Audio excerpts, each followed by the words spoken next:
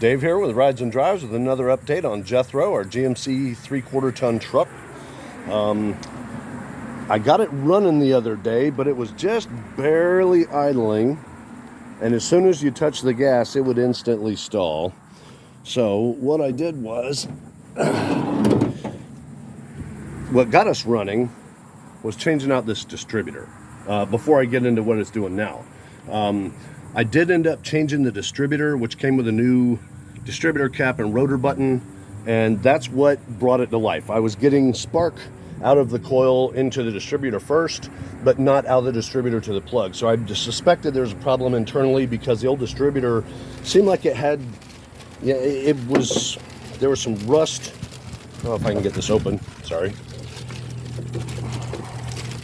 The components inside this, there was rust all over this center shaft right here, powdery rust, and it just looked kind of crappy inside. And when I removed the rotor button, it probably won't show up on camera, but there was like this oily mist, wet oily mist on there. That I thought indicated some problems, and there were some previous owner maintenance issues, I guess. I didn't think the distributor cap looked that bad, but one of the screws was missing, and the other one, it's a wood screw.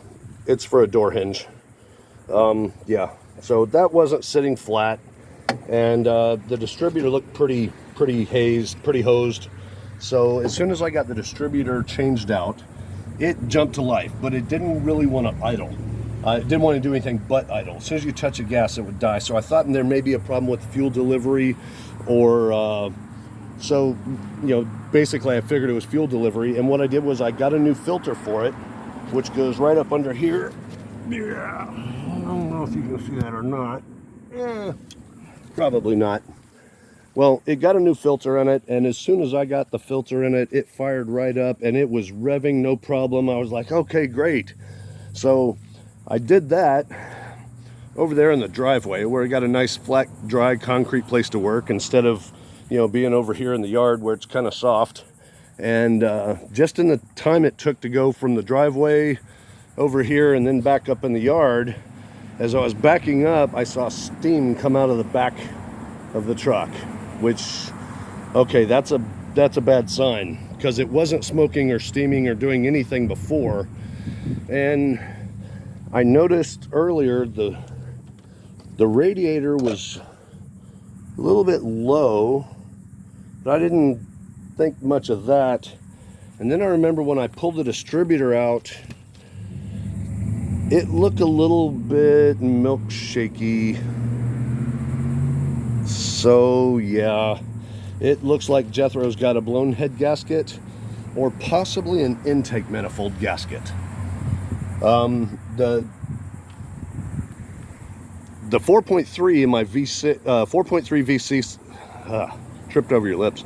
The 4.3 V6 in this truck is a 6-cylinder version of the L31 that's in this truck. They're nearly identical, and these have a reputation for blowing out intake manifold gaskets, which can cause milkshake, and also could put water from the cooling system injected right into your fuel air mix, which would cause it to sputter and bog and do what it did.